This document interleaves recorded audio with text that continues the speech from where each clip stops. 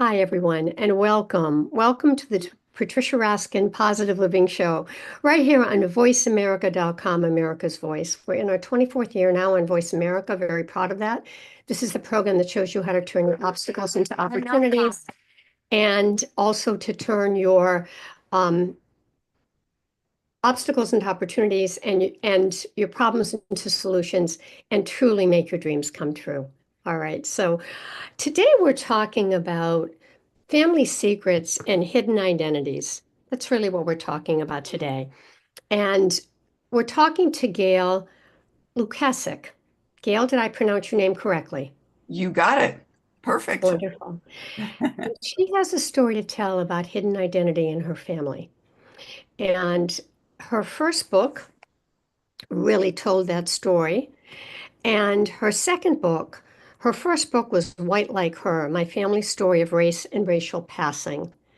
And her second book, which is what we're talking about, is What They Never Told Us, where she expands on what happened with her life and interviews other people who have also had this passing, if you will. And we're going to talk all about that because you're thinking, what has she been talking about? We're talking about how you hide your race and your identity for another reason and the repercussions that happens as part of that, and how it not just affects you, but affects those people around you and your family. Welcome, Gail. Thank you for having me on the show. I'm delighted to be here. Yeah, thank you. And I want to let the listeners know, I watched the two videos that you had sent me because your first book, which was White Like Her, was discussed on NBC's Megyn Kelly show on YouTube. So I would say to anybody that to get some background of what your story is, to just look up Gail Lukasik, Lukasik, and NBC Megyn Kelly interview, and you will see it. Both will come up, and it's very compelling. So, in a few sentences, before we talk about other people, talk about what you went through. I'll try and keep it brief. Okay. Okay. Um, it began in 1995. That's how far back we're going. And this is before we had Ancestry. So when you did research on your family, you went to a family history center. That's what I did in my area. And I was researching my mother's father, my maternal grandfather, Azima Frederick from New Orleans. And the only reason I was doing that is that my mother seemed to know nothing about her own father. Mm, So I started going through census records, and people who do this kind of research know that's a great place to start. And it took me a while, but finally I found Azima Frederick in the 1900 Louisiana census records. He was mm, around two or three. But a peculiar thing caught my attention. Behind his name and everyone in the Frederick family's name was the letter B. So I traced that up to a column and it said race. mm, And I sat there and I thought, wait a minute, does that mean B for black? I had no idea. So I went and asked the woman who was helping us at the center, and she said, yes, that's what it means. We transcribed all that. And then it was so startling. She started saying racial slurs toward me. Uh, mm. I won't go into too much because you said keep it brief, but if people want to know about that, just read White Like Her. I go into much more detail. Um, when I walked into that center, I thought I was a white woman. When I Mm, walked out of that center, I wasn't sure who I was. mm. It was so, Wow. yes, so I had a whole identity thing going on. And what I did, Let me go let me ahead. pause for a minute because in reading, what struck me was how your mother hid this from you and Yes. how you noticed peculiarities growing up, but you didn't really pay attention to them until later. And it wasn't for a long, long, long time until she admitted this to you. And it was reluctantly that she admitted it. I was already 48 years old, so I had my Wow. identity set. I thought I knew who I was. And Wow. when I did confront her, and I did it when she came to visit me where I live, because I knew my mom, she's kind of wily. she would get around it if we talked on the phone. And at first, she totally denied it.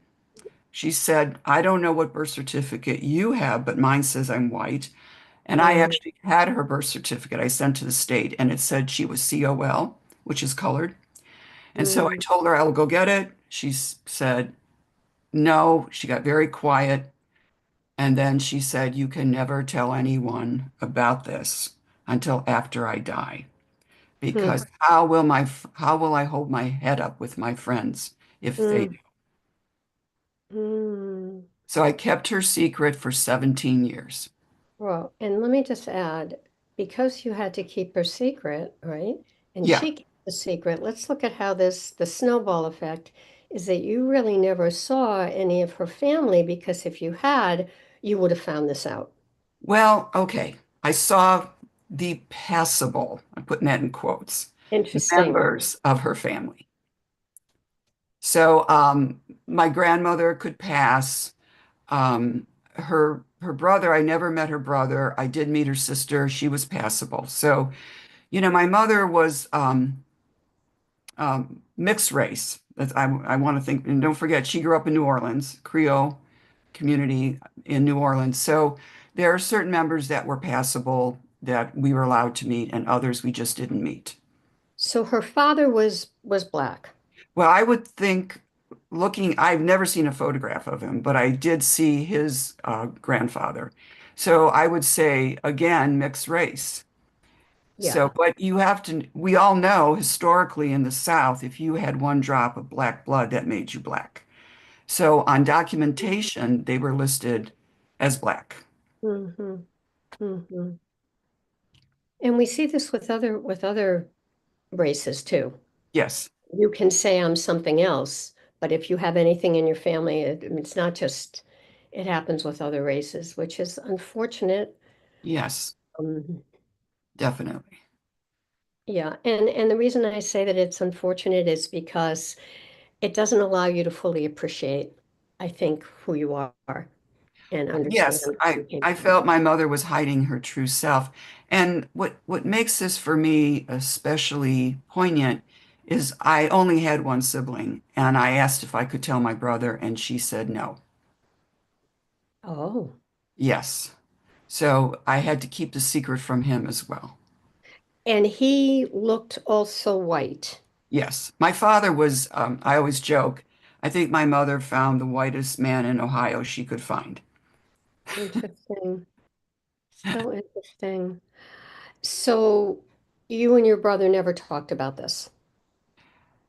We did eventually. My mother died in 2014, and we briefly talked about it then. Um, How it, did he take it? Did he have any idea?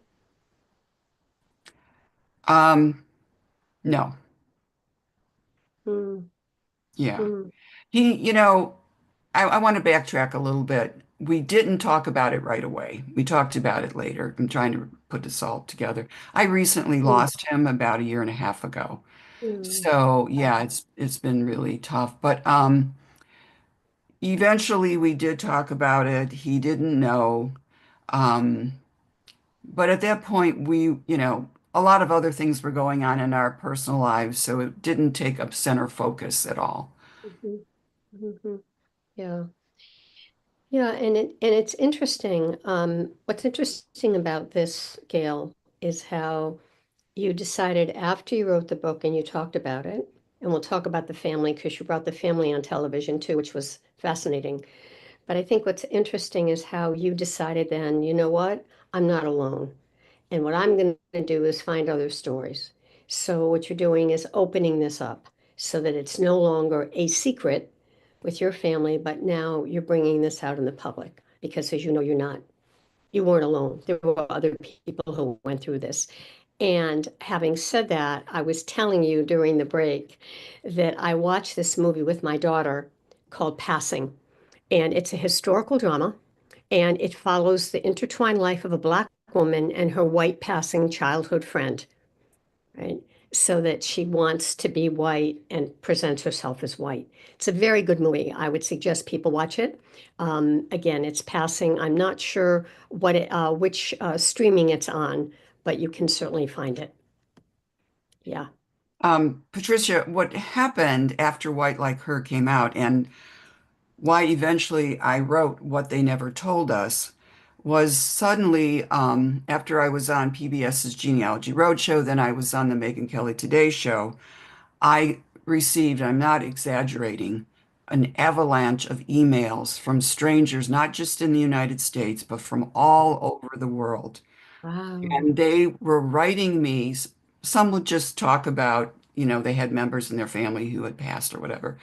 But a lot of them said to me, and it always began like this: I never told anyone, but I'm going to tell you. And then they Wow. told me their family secret. Wow. And I'm Wow. a stranger.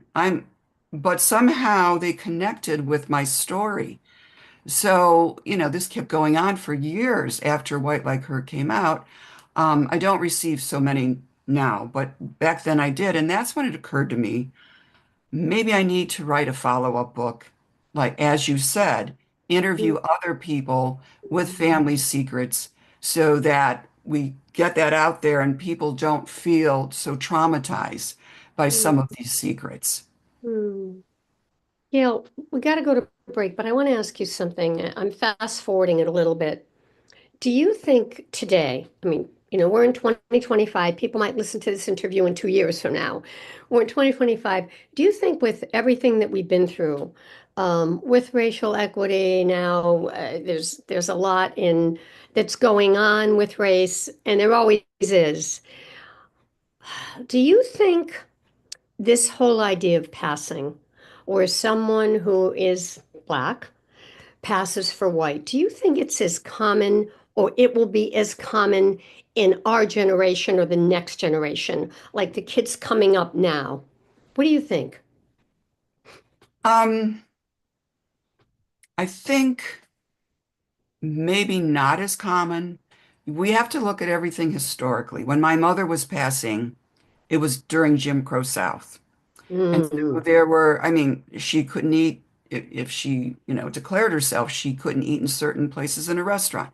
She couldn't use a certain bathroom. She couldn't sit in a certain place on the bus. We don't do that anymore, but we still have racism. I mean, we mhm. can't kid ourselves, right? So I think, I don't know. I'd like to think that people don't feel they have to do that, but maybe they do. I don't know. Yeah. Well, you're certainly bringing it out there. And we're going to take a break. And when we come back, we're going to hear a little more about Gail's story, where she reunited with some of her family on her father's side, right? On her father's side.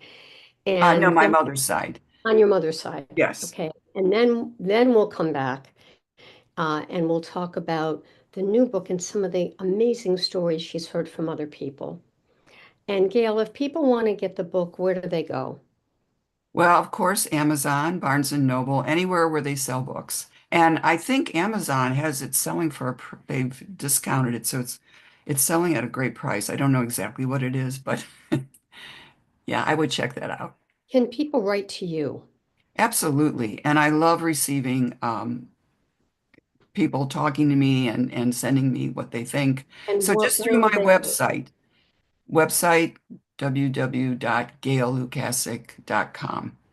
Okay, and that's Lukasik. Right. All right, folks, you're listening to the Patricia Raskin Positive Living Show right here on voiceamerica.com. We'll be right back.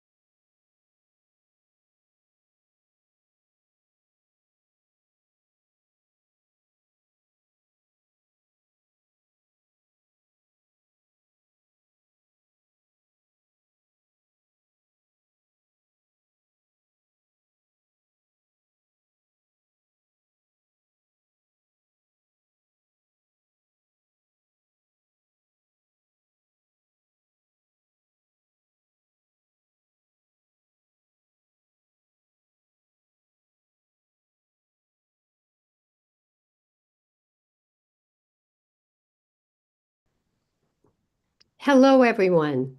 And I'm Patricia Raskin, and welcome to the Positive Living Show. And so happy to have you here. And we are in our 24th year. This is the program that shows you how to turn your obstacles into opportunities and your problems into solutions and make your dreams come true. So happy to be with Gail Lukasik. All Happy right. to And be for our here. second segment, Gail, in our Okay. first segment, we talked about the history of your mother passing as white. And now what I want to talk about is the segment, and I watched it.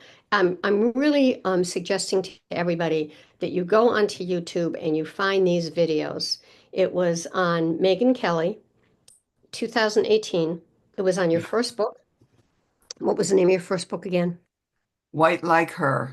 White Like Her. And in that, Gail is interviewed and then brings on her relatives. So, Gail, talk about that, and then we'll go into the book that we're really talking about today, which is What They Never Told Us, which is stories of other people. So, tell us about your cousin. That's a remarkable coincidence, if you believe in coincidences. Yes, Stephanie Frederick is a cousin I didn't know existed. I was on PBS's Genealogy Roadshow. The appearance was in January of 2015, and I think it was on a Wednesday. And then on Friday, I got up that morning and opened my email, and I saw I had an email from a woman by the name of Stephanie Frederick, and my heart stopped because Frederick is my mother's maiden name. So I started reading the email, and she said, I saw you on PBS's Genealogy Roadshow. I want to tell you that my father is Azima Frederick Jr. He is your uncle, and I am your cousin, Stephanie, and I just want to welcome you to this family. I Oh, sat there and sobbed, pride, of course. Mm, tears. And at that point in my life, all my aunts and uncles were deceased. My parents were gone. And suddenly I had an uncle. Within an hour, I had another email from a woman who identified herself as Aunt Alma and again welcomed me to the family. And then she said, when can we talk? So the three of us talked that afternoon for over 2 hours, and it was clear they didn't know I existed. I didn't know they existed. What had mm, happened was my grandfather had a second family. He divorced my grandmother and had a second family. And they were a product of that second family. mm, mm. But you can see what passing does, because my mother left New Orleans, right after World War II, and they didn't know about each other. They hadn't met. Tell us about the film that Stephanie made.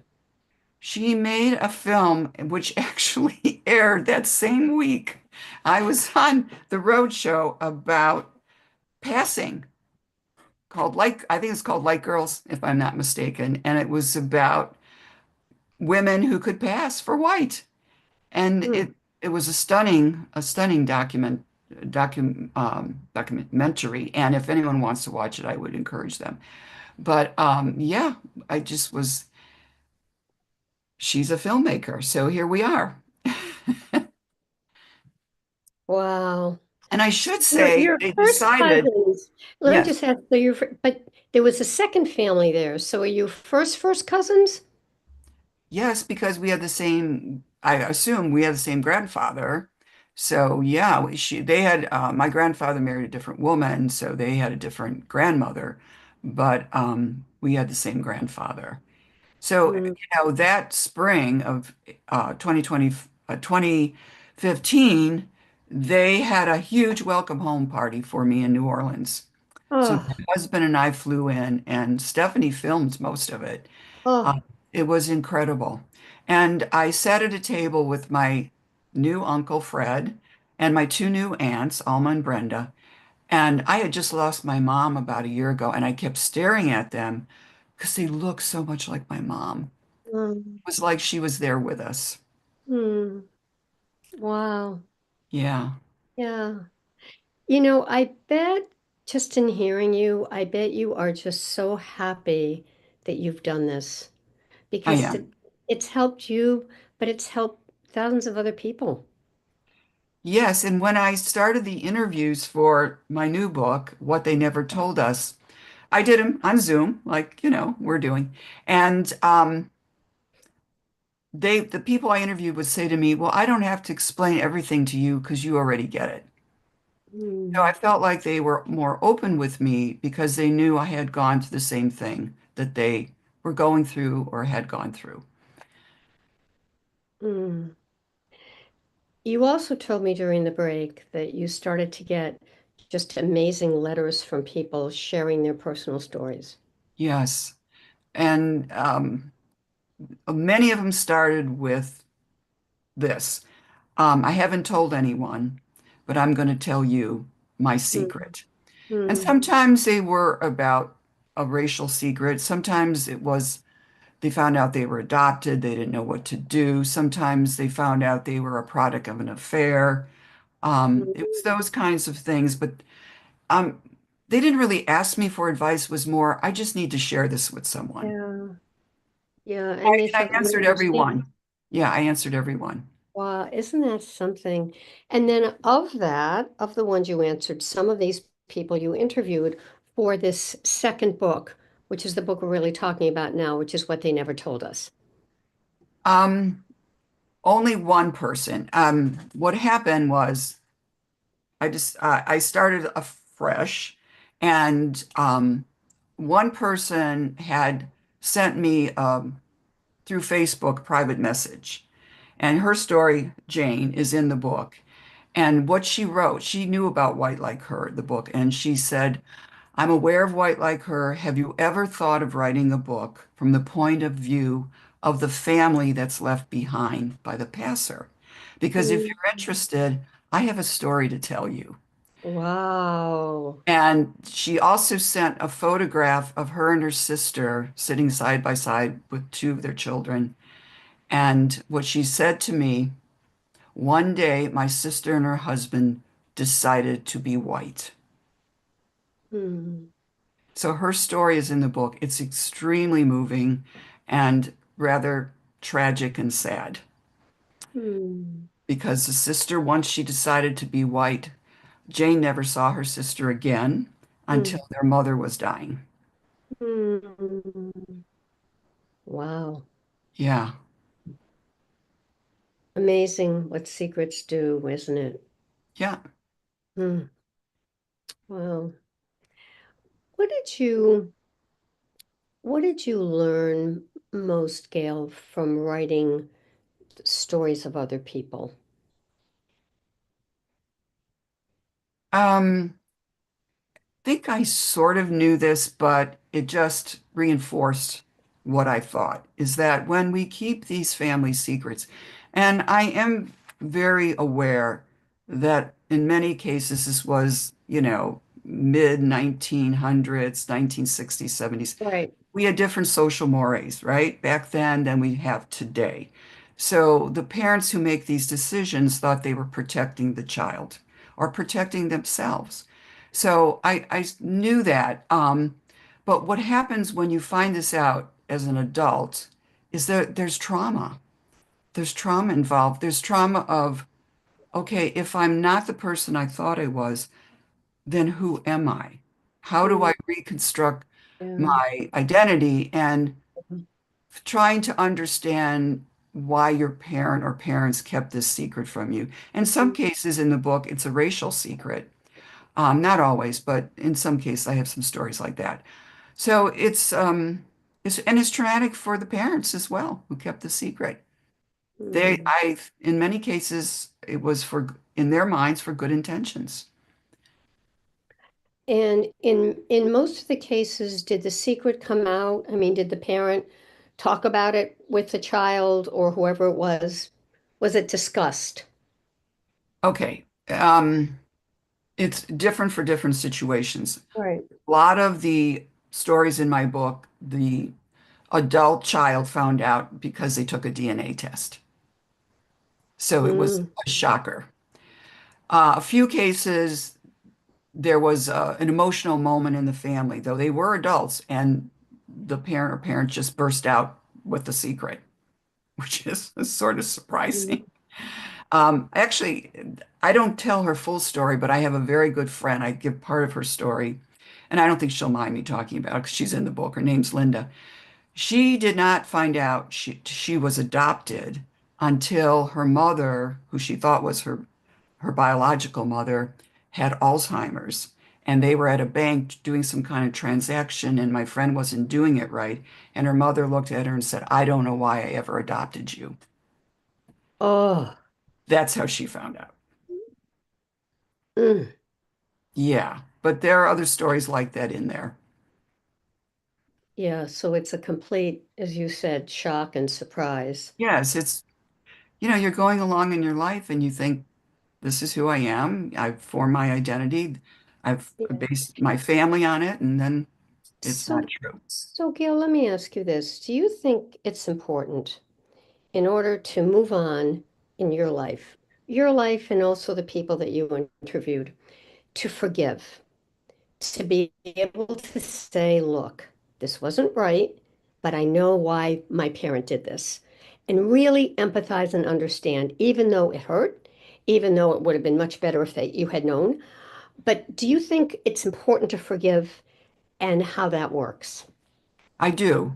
I think it is I mean, when I found out that my mother had been keeping that racial secret, people have asked me this many times, weren't you angry? And I wasn't angry. I wasn't angry at her at all. Yeah. I totally understood what she did. And and I don't even feel I had to forgive her because I understood. I wasn't really angry about it.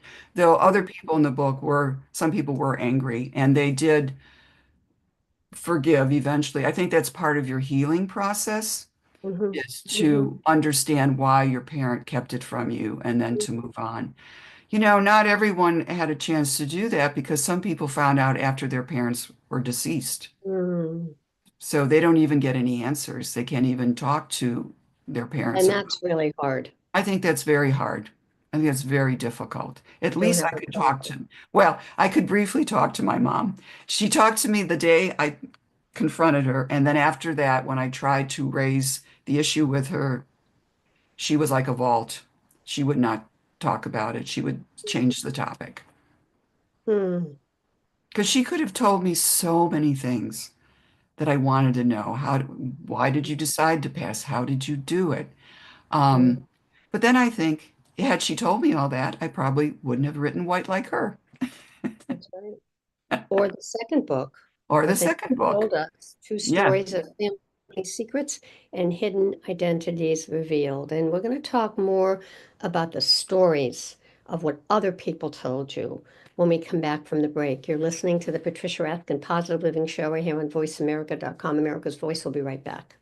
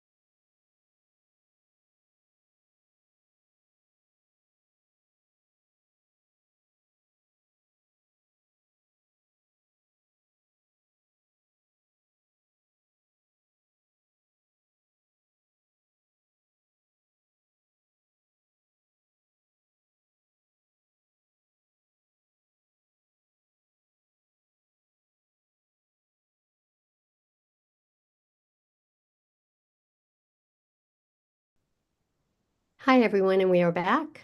We are talking to Gail Lukasik, and she is the author of What They Never Told Us, True Stories of Family Secrets and Hidden Identities Revealed. And this is her second book that is in response to her finding out that her mother passed as white her whole life, and she found it out later in life, and then found a cousin who was a documentary filmmaker who made a film similar to this around the same time. So that's like very, I don't believe in coincidences. I feel that was like really supposed to be and supposed to happen. So, Gail, tell us maybe a story in the book. But before you do, you were going to read us a couple of pages. Go ahead. Yeah, I'm going to read you two pages of the last two pages of the book, and they're from the chapter Strangers Keep Telling Me Their Secrets. And I'll give you just, I have to set this up a little bit. This is an incident that took place a few years ago when I was at a conference called Untangling Our Roots, which was the first conference that brought together adoptees, donor-conceived people, and non-parental event people.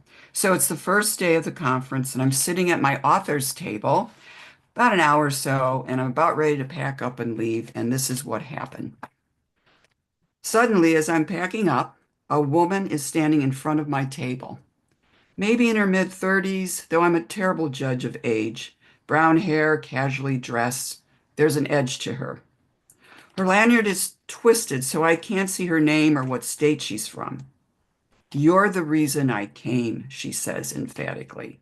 "I wasn't going to come, but I saw your name. I drove here from central Illinois."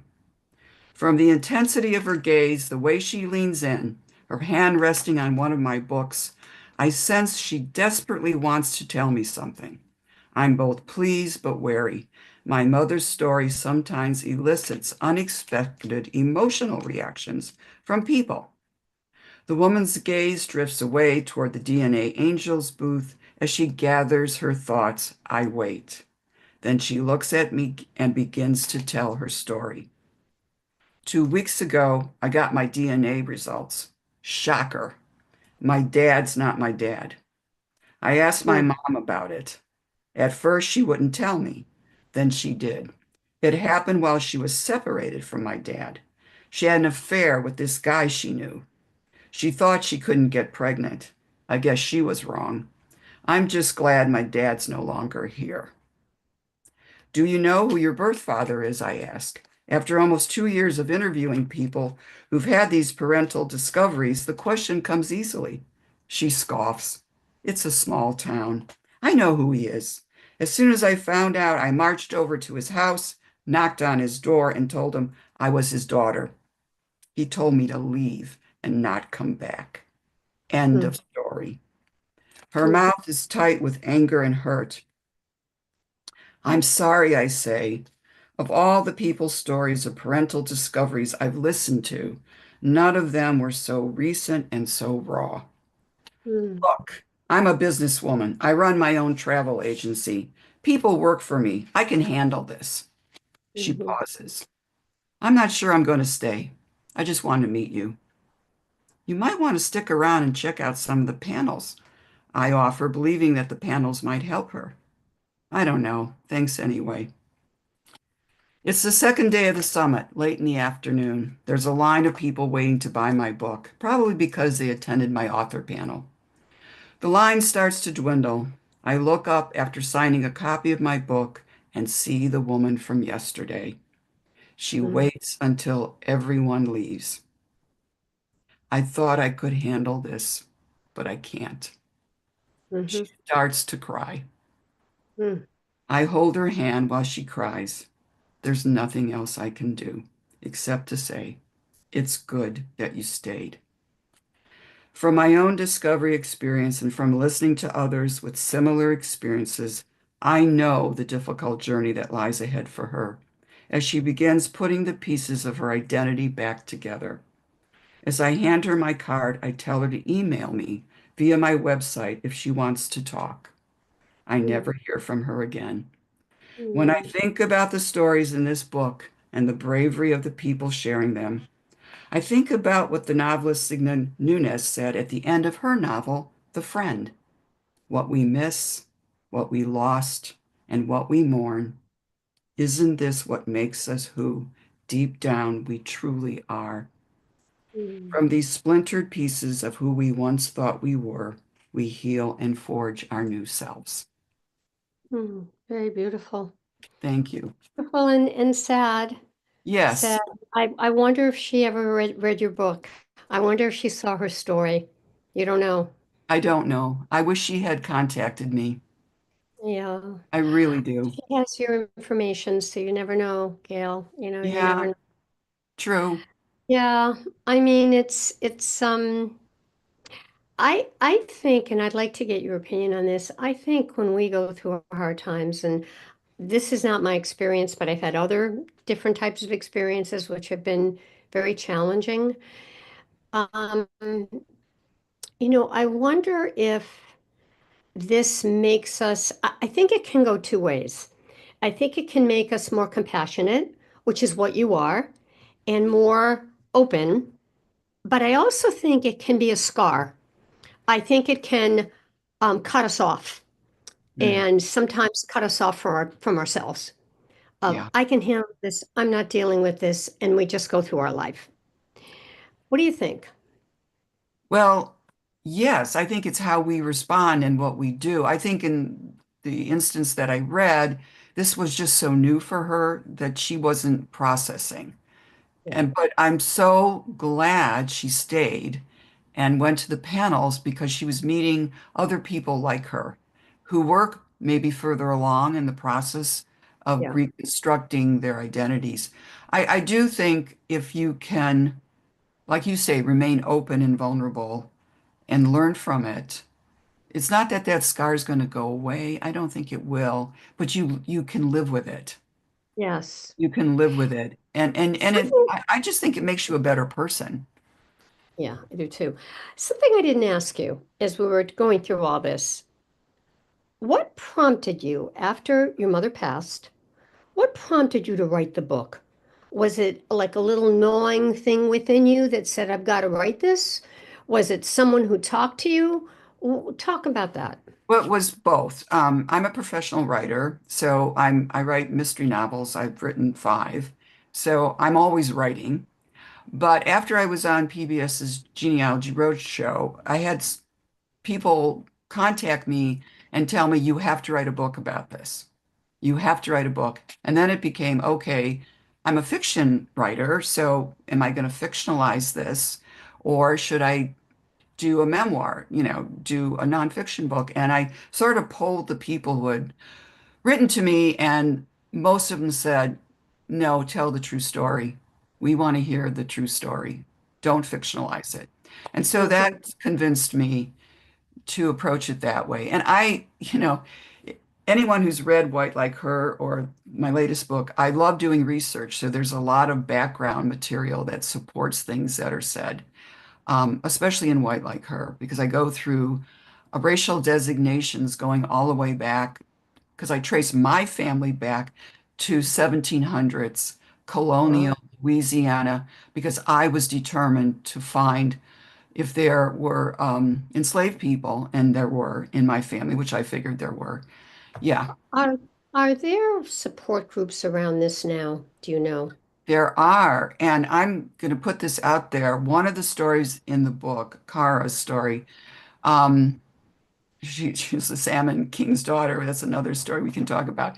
Um, she was so moved by what she went through when she found out that the father who raised her was, she thought, African American father was not really her father. She founded an organization called Right to Know, and you can Google that, and it really means right to know your genetic identity. And she is an advocate for this, and she has Right. tons of resources for people who have made these discoveries. And just go there. And there's support groups. She even has a hotline. If you need to talk to someone right away, she'll provide that. That's great. It's called righttoknow.com. Right to know. I don't, but I'm not sure. It probably is, but if you do right Yeah. to know, and it really means right to know your genetic identity, and you'll get it right away. It comes up pretty Yeah. quickly. Yeah, Yeah. she's great. That's great. It's important. It's important Yeah, for people to have that. Okay. yeah. Um, so going to take a break in a little bit, but one of the things I really want to do is have you share. I mean, you did share that story, and I think that's amazing.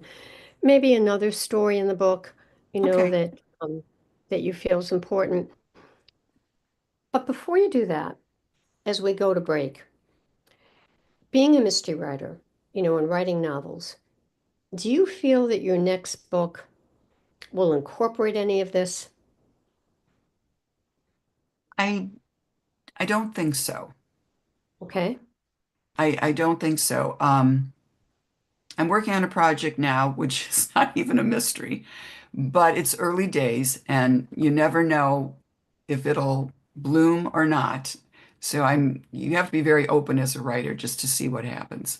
But I did have a mystery come out in 2023. It's my first Gothic historical called The Darkness Surrounds Us, and it's set in 1918 around the time of the Spanish flu. It's on an island in Michigan. It's a lot of fun if you like Gothic historical mysteries. Great. Wonderful. Wonderful. So we'll look up, we'll see what your next novel is that's in the making right now, correct? Yes. Yeah, great. All right, and people can find you at gaillukasik.com, and that's Lukasik. All right. When we come back, Gail will talk about some other stories that are in the book. And, just if you're struggling with this or if you know anybody who is, certainly you can go on to her website. You can go on to Right to Know about your identity. So there's lots of resources out there. All right, you're listening to the Patricia Raskin Positive Living Show right here on voiceamerica.com, America's Voice, and we will be right back.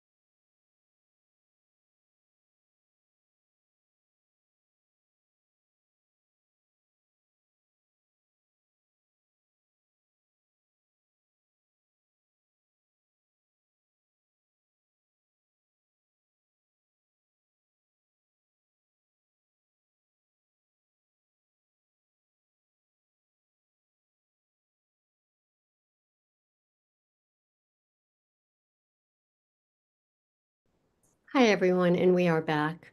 You're listening to the Patricia Raskin Positive Living Show right here on VoiceAmerica.com, America's Voice. We are talking to Gail Lukasik, who's the author of the book, What They Never Told Us, Two Stories of Family Secrets and Hidden Identities Revealed. And this is stories of other people who've had similar stories to her, where her mother passed as white and she did not find this out until much later in life. So, Gail, share another story with us from the book. Yeah, I'm going to talk about Bruce Paul Scott. He grew up in an Irish Catholic family. There were 10 kids. Wow. He didn't look like any of his siblings. They were all blue-eyed and fair-skinned. He had dark curly hair, dark eyes, and he said to me, I always tanned in the summer. Growing up, he was teased a lot by his classmates about his appearance. They would say, where'd you get that hair? Where'd you come from? And his father said, well, tell him that your hair came with your head. And then it got nastier and nastier. He was called the N-word. And when he went to his parents and told them about all these incidents, they insisted that it was a recessive gene in the family was the reason he didn't look like anyone. So it wasn't until after his parents died that he decided he was going to put this to rest. And he took a DNA test. And he said to me, I was not surprised at the results. He found out he was 37% African, Hmm. which meant his father was not his father. So what he Mm. did, he decided he was going to try and find out who his biological father was. Um, he went to a wonderful resource, and if anyone's looking, this is a great resource. It's DNA Angels. And I actually talked to the woman who did the research on him. It took them 6 years to find his biological father. It was the longest case ever. And because everyone was dead already. So it was very difficult to find out who his biological father was. And he said when he did find out, it didn't give him a lot of comfort. He was a black laborer, uneducated, living in Texas at the same time that his family was in Texas. And this is 1950 Texas. So you know that an interracial sexual relationship back then was a crime. So he was left with this unanswered question. How did this happen? How does his conception happen? So eventually, what happened with Bruce, he did find and connect with a half sister by the same father. And they now have a close relationship, but he still struggles with why his parents didn't tell him the truth when he became an adult. He knew he was different, he knew there was something up. But he said to me, I accept that I'm biracial, but he still feels that psychological, and identity issues are going to go on for him forever. And when I asked him, I always asked all the people I interviewed, is it okay if I use your real name? And he was so emphatic. I want my real name used because this is Wow. the way I'm going to help other people. Yeah. I want that out there. I want to be an example. So his mother, we don't know if his father, not the real father, the one who raised him, we don't know if he knew that she had an affair. He probably didn't. Well, here's what Bruce said to me. He had to have Okay. known something when I was born. Uh, yeah, yeah. Bruce and I have talked about this. And it's in the book. He is of the opinion that his mother was raped. There is no evidence either way to prove anything. Oh, So he'll never know. He'll never have any certainty. because if that happened, then maybe the father knew the father who brought him up, and she had the baby while Yes. she was married, because it had to happen while she was married. Yes, And I think when he was conceived, he was the fourth child. So they went on to have many more children. wow. Yeah. There's another story in there. How did his siblings treat him? Oh no, when he was at home, he was fine. It was when he went out into the outer world. his home life would tell where the people at home were telling him, you're white, these are your parents. Then he'd go out in the world and they would tell him something different. What's interesting when Bruce, he's around my age, so he served during the Vietnam War and but he was in Germany and he was an MP, but he ended up working undercover. And I found this is very ironic. They said, we want you to do an undercover job for us because there was drugs in Germany. They wanted to figure this out. And so they said, you're going to be a biracial school teacher. So they Mm, were telling him he was biracial, even yeah, though everything else, his birth certificate, everything else was saying you're white. amazing story. Yeah, Yeah. yeah. And he wanted you to Bruce tell said it. to me, Yeah. can I just put one little thing I want to mention? Sure. He said it really affected his personal life. He had trouble dating because he always felt uncertain. He was engaged at one point, and the woman broke the engagement off because she said, I just can't be certain Mm, what your background is. I really can't be certain. So he mm, didn't marry until he was, I think, 47, and he never had children. And he says, in my darkest mm. moments, this is the reason. Interesting. Yeah. How it affects us. Yep. Gail, what would you like to leave our listeners with? Well, for someone who's going through this, who's made this kind of discovery, um, first of all, I want to say there are resources for you. And I would say, try and get, if your parents are still around, try and get the full story and try to be open and forgiving. And I would also say to parents who are holding these secrets from their adult children, we have DNA tests now and everyone's taking one, right? Wouldn't it be better for you to sit down and have a talk and be honest rather than the shock of this? At least you get to tell your side of the story. Hmm. Yeah. Yeah. Well, and you may be helping a lot of people. I mean, you don't know, right? We don't Yeah. know what the ripple effect is. We're doing the good work and people are hearing it. And somewhere, Gail, there may be a lot of people who said, you know what? I just heard this or I read her book and I'm going to talk to my kids or Oh, my parents or, yeah, yeah. yes. All right. So tell us again how we can find you. Okay. You go to my website, www.gaillukasik.com. You'll find me there. There's a contact page. Just send me a note. I answer everybody. Okay. All right. Thank you so much. It's been really wonderful to have you on the program. Thank I you. mean, I've it enjoyed it. has very inspirational. Thank you. All right, stay on the line for a minute. All right, folks, this wraps up this edition of the Patricia Raskin Positive Living Show. You can find me, Patricia, at patriciaraskin.com.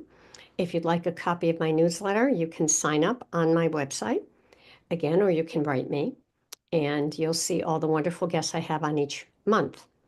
If you're interested in getting your positive message out and doing your own podcast, I've interviewed over 5,000 people and I'd love to help you. So contact me, Patricia, at patriciaraskin.com. Remember, stay healthy, stay happy, get the support you need, and know that you can make your dreams come true. Until next time, I'm Patricia Raskin.